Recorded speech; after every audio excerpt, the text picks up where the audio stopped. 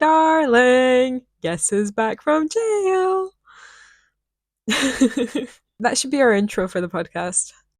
Welcome back to Not to Be a Hater Pod. How are you, Julia? I'm doing good. I can't believe it's been a I week know, since our first episode crazy. came out. And I don't know if you saw this. It was insane. We got like 1 million listeners in the first 10 minutes.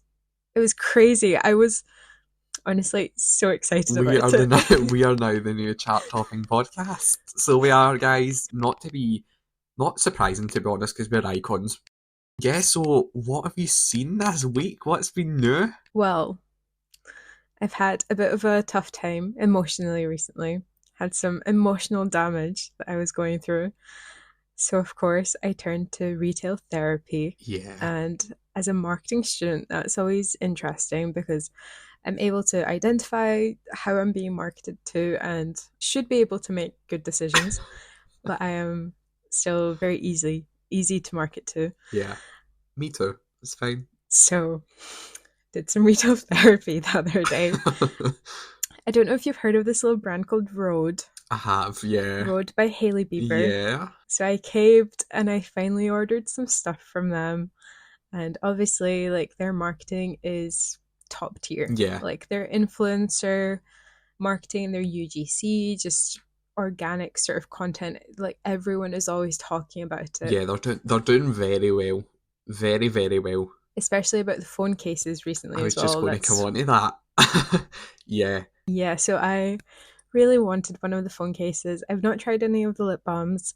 I really wanted one of the phone cases because I wanted to be cool, like the cool girls. But they only have them for 14 and 15 Pros Oh, and Pro Maxes.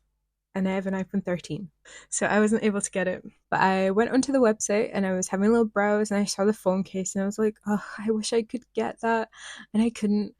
So I was just like looking around and I was like, oh, I'll add this to my basket and I'll add this to my basket. that is a slippery slope you're going And down. then I was like, why is this thing £30? One product. Why is this thing £16? Yeah. And I was like, why is the shipping £7? And why is free shipping from like £90? Like, what is going on here? Yeah. So it got to the point where I was like, the marketing has influenced me, all of the influencers have influenced me, and I'm here, I'm about to buy it. But then the rational mind comes in, the super ego, Oh God, as we've been yeah. learning in consumer behavior.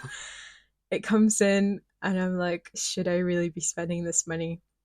And then my id, we're fully just going into consumer behavior now because it's what we've been learning about. Yeah, just for reference, we do a class on consumer behaviour and we were going over this a few days ago, was it yesterday? I don't even know. Yeah, Julia remembers it all.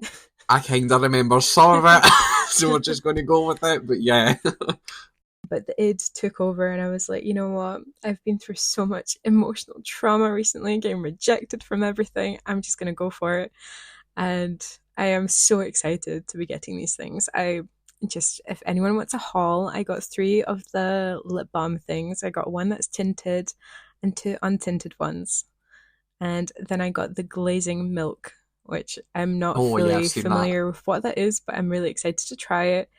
I was watching some reviews and like some videos on the Rhode Instagram, and I was like, this will change my life. So I was fully marketed to, and I'm not ashamed to admit it. So let's just say she was I was influenced. very influenced, and I think it just kind of got me on like a rabbit hole of looking at the Rhode Instagram and like TikTok, Yeah. and they are so good. I Yeah, they instantly do followed so I them. think they do socials very well. Very, very well actually. Really well. What do you think they do well? Because I have my own Just I points, think it's but just like I think it's just the posts that they generally post. Their content is just like it just goes. Sometimes you post content and it flops, or you can take so long on content, like you have all this thought behind it and it just does not do well. And somehow they manage to strike a balance with it mhm. with content that's it's to an extent relatable. But yeah, I just love everything that they're doing right now. I think they're so on top of it. Yeah, Whoever's their marketing manager must be so happy doing with very well. themselves. Yeah. Well, what I was gonna say is that I like it so much because I think it's very relatable. It's very like cool girl aesthetic. It's Yep. it's very current. It's very Hmm. contemporary to the contemporary it girl. You know, it's what everyone is kind of striving to Yes. be, and that's sort of what Hailey Bieber tries to sell herself as. And whether she is or isn't, Hmm. you know, that's up to everyone's opinion. But she has really created, her and her marketing team have created this amazing social presence, and it's so beautiful to Oh look yeah, at. totally. Yeah. It's done so professionally. Like I was looking at their stories and I was like, I do stories for different clients, and I know how much time it takes to do different stories and different story styles, and their stuff looks very high quality, very professional. Like it takes the social media person quite a while to make them, Yeah. and that's so nice to see as a consumer and as a marketer. Beautiful stuff. And I don't know if you've seen any of their like proper adverts and sort of big campaigns for the lip balms. I haven't seen a lot of them. And the only thing I've really seen, to be completely honest, is their social media. Because it's, I mean, I'm not into makeup or anything like that, clearly. I know you can't see me, guys, but yeah, I look a riot right now. And yeah, no, I'm not really into that sort of vibe, but I can appreciate their marketing efforts. They are totally killing the game right now. Like, Yeah. killing the game. Like I think in marketing, it's really interesting to look at what fashion brands and beauty brands are doing in marketing, Yeah, because they're always a little bit ahead. They're always ahead of all of the trends, but even in marketing as well. yeah, totally. And I think Rhode is hitting that. And what I've seen through their like more directed sort of advertising campaigns, there's the sort of imagery that they did with the French toast and like caramel and sauce like pouring over it, and the Yeah. stuff with like Hmm. ice cream and all that stuff. And it's all obviously to do with the product, and it reflects the names of the products and stuff. But I think it's so beautiful. And it like, I'm quite into art direction and creative direction, if our Yes. listeners don't know yet. And I came across it on their socials actually, and I was like, this is amazing. This is brilliant stuff. Yeah. And I don't know if I'm correct in saying, but I think the art director for Road is the same person who did, you know, the Kim Kardashian campaign she did for Skims, Hmm. like the skiing one a Oh few yeah, months ago. yeah. I think that might be the same art director. Oh, okay. So whoever that is, I'll do some research after, but whoever that is killing it. Yeah, Like on top that's the of the kind of game. person I would like to work for one day and possibly become one day. Yeah, just be them. Yeah. Revolutionary marketing things, and clearly it worked because I spent so much money, like I think almost like £90 God. on lip balms and something called glazing milk, which wherever the fuck that is. We'll But find out I'm in the next so episode, excited. guys, what glazing milk is. I'll do a review next episode. I have one topic which I think you've probably seen. Yeah, you probably. I mean, you're a marketer, of course you've seen it. Well, you should have seen it, let's say. So, this was published middle of January, but it's kind of not been. I don't think it's really been well marketed, to be completely honest, and it's from HubSpot. Now, obviously, HubSpot is like the 101 for marketer, but for me, it is, well, you can do everything on HubSpot. It's got a content manager. This is slowly becoming an ad, but you know what I mean. Yeah, it's got a lot of stuff, and they released their PDF version of their marketing trends in 2024. And I just wanted to quickly go over them, Oh, and just to get your opinion on: do you agree with it? Do you not? Pretty much, yeah. I think I agree with mostly all of the points. There's a few, again, we touched on the last episode about AI. There's a few things in there. So I'll just go over the highlights. So short form content, TikTok Reels, YouTube Shorts, etc., will continue to rule. Now that's the first key highlight from it. And then you've got creating content reflecting the brand's values will be key to retaining your customers. Native advertising and sponsored content is still valuable. Influencer marketing is still crucial. Leveraging AI will only increase into the new year, and VR and AR could be making a comeback. What do you think about those points? I think as far as like marketing trends go, that is probably true. Whether everyone in the industry will be using that and sort of applying that to their campaigns and stuff, I Hmm. don't Yeah. know. Yeah, I think we spoke in the last episode quite a lot about AI and AR, and I Hmm. don't know if I have much else to say really, but yeah, I mean, I'm interested to see where it will go. Yeah. Personally, I'm still a bit apprehensive of it, and just kind of waiting to see how it will be used and creative ways to use it. Yeah, what do you think? Yeah, I mean, I think I totally agree with you. It's just the fact they say it could be making a comeback. I don't really think it went away, to be completely No, honest. yeah, that's Um, true. the fact that they're saying making a comeback's interesting. There's obviously some sort of data to back that up. I don't know the details as usual, but yeah, I mean, you can type in HubSpot and it comes up marketing trends in 2024. Also, at this point, influencer marketing is still crucial. So the way that's worded, I would sort of say that at one point before this was released, that it maybe wasn't as crucial. I thought it was always a sort of huge. I don't know, for obviously Gen Z, me and Julia are Gen Z, so I don't know if it's maybe for older target sort of audiences and markets that it's maybe not as crucial, but I personally thought Yeah, influencer marketing was always a very crucial point. You know, I don't think I've done a campaign that's not had influencer yeah. marketing in it, you know? I think it's changed a lot over the years. Hmm. I don't know when the first influencer marketing campaign would have been. I assume like mid 2010s, probably. Yeah, probably. And obviously, since then, the internet has changed a lot, and social Oh media yeah. has changed a lot, and an influencer's role has changed a lot. And I do think it's interesting because I do think influencer marketing is something that will continue to grow, and it's becoming more important Yeah. to marketers. Hmm. And even what we talked about in the last episode with the cast of Dune, so like Timothy Chalamet and Zendaya, essentially having to be influencers on TikTok and Yeah. make these like Yeah. random videos. But I don't know. I heard about a change of influencer marketing going from big influencers to smaller content Yeah. creators Yeah. I've and seen how a that. lot Yeah. of brands are pushing that. So I think that's interesting and something that I suppose I agree with. I trust a smaller content creator a lot more than a big influencer. Yeah. Totally. Yeah. No, I'm the same. I Yep. think there's a place for both of them in influencer marketing and in marketing in general, and it's interesting to see how brands use both. Yeah. So yeah, that's an interesting point though. That yeah, still crucial. Yeah, I've got a little statistic here that I've just. Hmm. It says that 84% of marketers in our survey say they will increase their investment in influencer marketing in 2024. So it's almost as many as last year, which was 89%. So it's obviously dropped. Now, just what you were talking about, maybe marketers are more moving towards smaller, more local influencers and moving away from the sort of tycoons like Kim Kardashian and all the rest of them.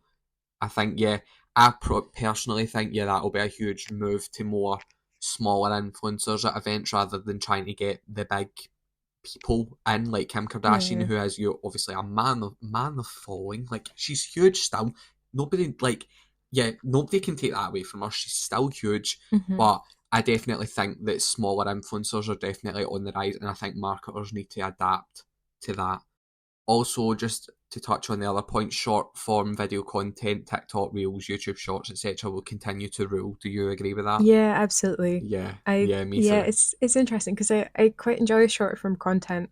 But I obviously grew up on YouTube and more long Yeah, me form too. Yeah. content, and I love movies. I've always preferred feature films over short films. Hmm. So it's been interesting the sort of switch to short form over the past few years. But I do really enjoy it, and I think it does have a place in the world and a place on the Oh internet. yeah, totally. Yeah. I don't know about YouTube Shorts. I feel like that's one that's I've never it's still a really. bit behind. Yeah, I've never really used YouTube. Like when I go on YouTube, it's probably something that pops up right at the start, and I just completely scroll past it. But I think we sort of come from Yeah. sort of within Gen Z, another kind of generation, if you want to call it, that sort of grew up on. Well, I know I grew up on the old TikTok, like Musically, and when all that was huge, and then it changed to TikTok, and it was Hmm. that sort of always been embedded in my sort of later life. And yeah, I don't really notice YouTube Shorts. It would, especially, I think that's something as a marketer as well that you need to sort of consider all your options. And I don't think I've ever done a campaign that includes YouTube Shorts. It would never be. On the other hand, though, I have seen a few TikToks that people are getting great results from YouTube Shorts, like huge, Yeah. bigger, some bigger than TikTok. And I think it's just that point of you need to consider all your options first as a marketer, and you can't. Yeah, I mean, there's an argument for going for the most popular options, but also there is older options because I think YouTube Shorts has been around for a while now, but I've never really Yeah. seen a brand completely using. it to its advantage as such. I think it's more such a thing that's on the side. It's like we'll do TikTok, we'll do the sort of paid ads on Instagram, Twitter, well, obviously X now, whatever it is. It's been killed, may I say. But yeah, I would never consider YouTube Shorts. So yeah, I No, just wanted to know, have you ever done any campaigns that have included YouTube I Shorts? have not. No. I was gonna say I quite like that there's that different platforms have their own short form Yeah, part of the platform. So like Instagram Reels, YouTube Shorts, and TikTok is a short form platform in itself. And I really like that because you can find very different niches and different content styles in each one. And yeah, it's interesting switching, like just doom scrolling all night and switching between Instagram and TikTok and YouTube and just seeing the different content. Although I think YouTube, it does get forgotten yeah, quite a lot. And I think what I see on YouTube Shorts when I very occasionally go on it is people just reposting content from TikTok or Instagram yeah. onto YouTube Shorts. I don't think anyone is making specifically YouTube Shorts content, hmm which that might change in the next few years in the future. Yeah, that might be, yeah, something that's on the 2025 report. Possibly. But yeah, I've not done any campaigns with YouTube Shorts. No, me too. But what I have done is quite a lot of TikTok and Reel content. Yeah, And there is, again, it's kind of with what I was just saying about YouTube Shorts, how it's content from those platforms reposted. That's what Reels used to be. yeah, no, totally. Reels used to be just TikToks reposted, and Reposted, now yeah, it's its own thing. So I think that'll happen to yeah, YouTube Shorts as well. But there is, as a marketer, it's really interesting to find the differences between TikTok content and Reel content because it's very different tempo, really. Like TikTok is yeah, more totally, yeah, relatable, sort of fun, fast paced, a bit quirkier, I would say. Whereas Instagram Reels, and I suppose Instagram as a whole, is always more about the aesthetic and things looking good. yeah, yeah, So yep, that's interesting as a marketer to create content for clients that works for both platforms or having to completely film two sets of content for the platforms. yeah. I was just going to move on to that question. Obviously, you work in an agency. I do more freelance stuff. So, would you say the sort of strategies from like freelance and working in an agency? So, would if you had a sort of client in front of you and they wanted a sort of strategy on TikTok and Instagram Reels, would you create the same content for Reels or and TikTok, or would you sort of try and change them up when you're creating the content for to fit the two platforms? Because as much as they are, personally, I would say as much as they are sort of the same platform, they're very different in a way. They are, yeah. I think before I started working in agency and sort of doing a lot more short form content, I thought that there's nothing wrong with just making the same content for both Yeah, platforms and yeah, reposting things. And I do still agree with that to a certain extent. But I think I'm more in the mindset now that if someone is interested in a brand or one of my clients, that they are probably following them across different platforms. So you want to change up the content because you don't want them yeah, seeing the same things over and over again. yeah, You always want to offer them something new and something interesting. And, you know, if they're on TikTok, you want something that sort of flows with the TikTok for you page and doesn't stick out yeah, like a sore thumb.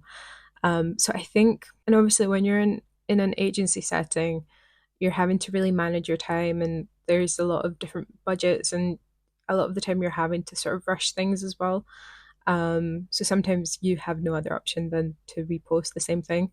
But I think the yeah, best strategy for a marketer to be still quite efficient and effective is when you're on a content shoot for a client, shoot things that will work for both platforms and then have a big bank of content that you can pull from and then make separate videos for the platforms, but still using the same sort of footage.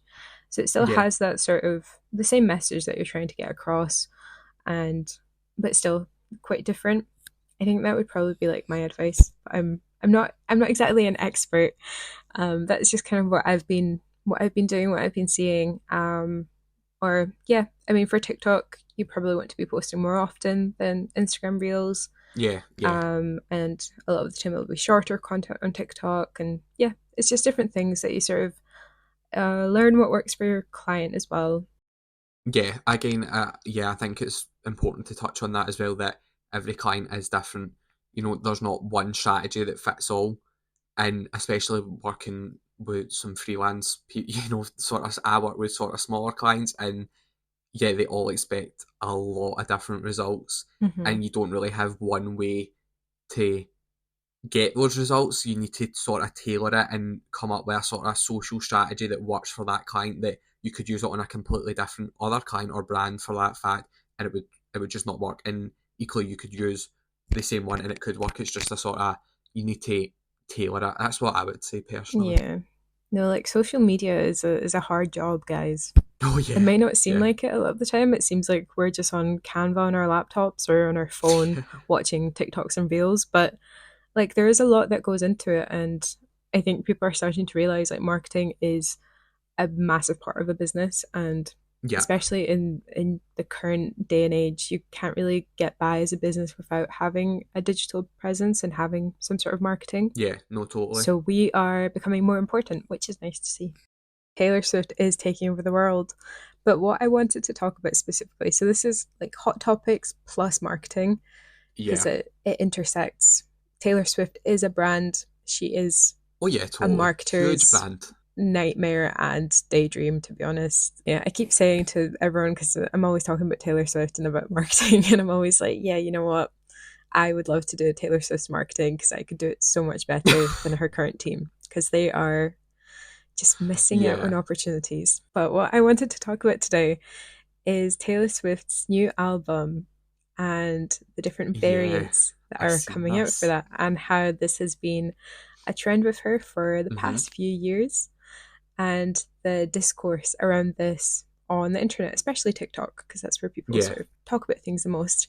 But have you heard anything about this at all before I dive into it? I've seen a few TikToks, but you're probably better to catch me up because, yeah, I can't remember a lot of it, to be completely honest. Okay, I'll give you a short timeline. So at the Grammys this year, Taylor Swift won an award, and she went up and she announced that she is coming out with a new album called The Tortured Poets Department, which is a very long title. Yes, I did see that. Yeah. Yes. So that was a big day for the Swifties because we all thought that she was announcing Reputation, Taylor's version. She did not. She announced a new album, and this was quite exciting. I pre-ordered it immediately. I was like, this will be fun. This will be nice. Of course you did. And then a week later, she announces a variant for the album. So I don't know if you know. The new album that Yes, came out. yes. So the album, Okay, it hasn't even interesting. come out yet. It's coming out in April, on the 19th of April.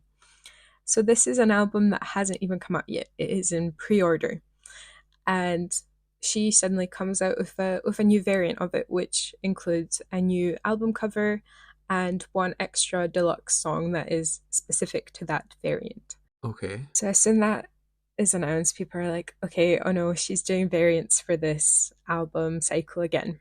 So she did variants for Midnight a few years ago, Yeah, yeah, and that was four variants, and the back of it like makes up a clock, and it was a whole thing. It was, it made sense for the album, blah blah blah. And then for 1989 Taylor's version last October, she did that as well. It made a little less sense. It was just different colors, but they had like different Polaroids in them and stuff. So it was still interesting. But yeah, people, I think, started thinking like this is quite cash grabby, to be honest. yeah. Hmm. So I think people thought for this one that she was just going to come out with the one variant, one variation, and that was going to be it. But she has started coming out with more. And there are theories that there are going to be five variants to represent the five stages of grief. We currently have three variants, which, if you are buying the CDs, that is £20 each order. If you're buying the vinyls, that's like £40 each order. Oh my And god, these that's are, such a premium price point for that. Yeah, it's very expensive. And yeah, I mean, they're very limited as well. Like they're only up on the site for like 2 days.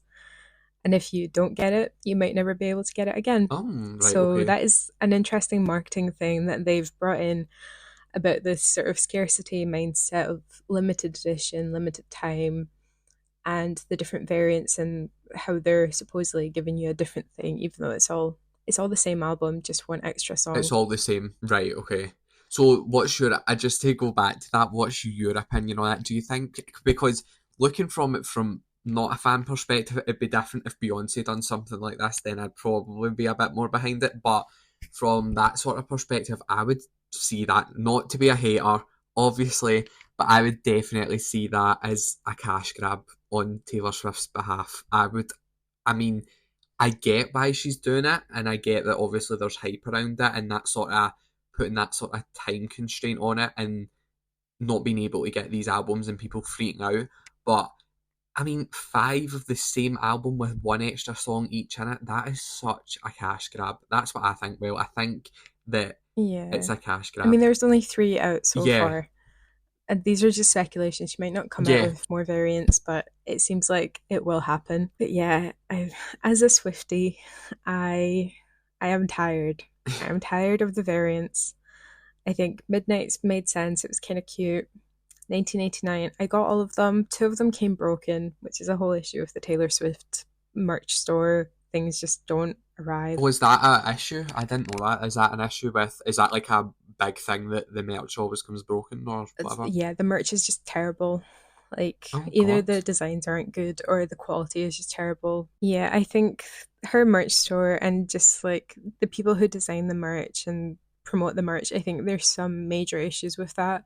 And for me as a marketer, I see that and I'm like, these are big issues. Maybe to the typical consumer, they can sort of look past it, but as a marketer, I know that they can do better. So I'm a bit disappointed a Yeah. lot of the time. But with these variants, I'm so tired. Like I have ordered all of them because I'm looking at my collection of Taylor Swift CDs right now, and I have all of the variants of all the albums that came out in the Yeah. last few years.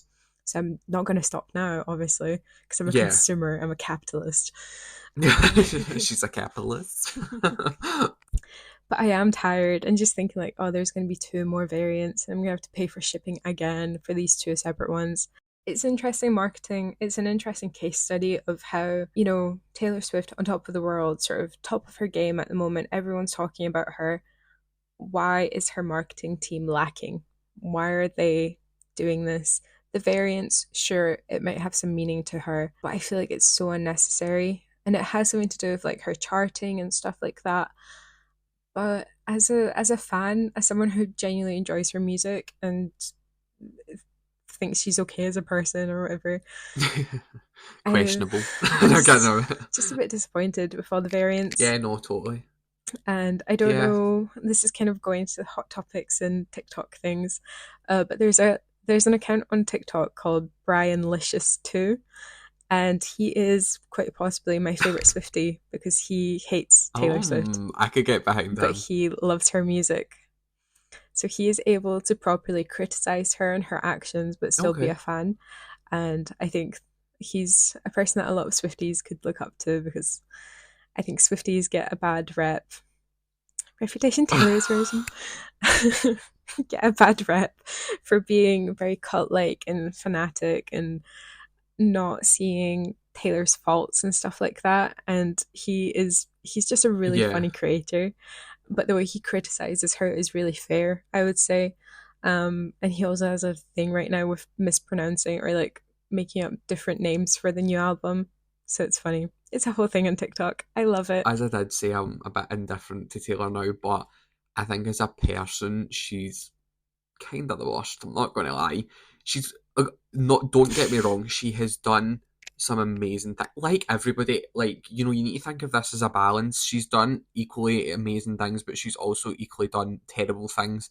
And the full flying everywhere. Now I know this is a topic we have touched on, but flying everywhere, and I also send Julia TikToks, and it's like when Taylor Swift wants to go to the fridge, and it's like a plane flying.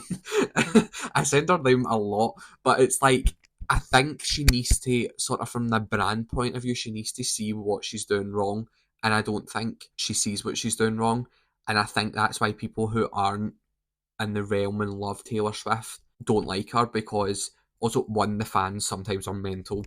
And I'm not just saying that about Taylor's fans. Like I'm sure every single fan base has that sort of group of people that take it way too far and don't Yeah. see because if Beyonce done something like was flying about the place constantly, I would be like, right, okay, like love her music, but like I can again what you were saying about this creator, they can critique her but still like her. And I think there's a lot to say for that. Hmm. That you're still allowed to be able to appreciate her music and her talent, but you don't need to like her as a person. Yeah, and I think that's what I'm kind of Yeah, going into, because like I do really enjoy her music, but there's some things I think, especially when she's been at the football games with Travis, yeah, it's just like it's that overexposure thing of like she's just in the public eye too yeah. much. So I don't know. It's interesting. I feel like we'll probably revisit Taylor Swift Oh quite a lot on yeah, the totally. podcast because she is a really interesting marketing thing. And yeah, I don't know. I feel like her marketing team could be doing so much better, and not even just for the fans, because the fans deserve better merch and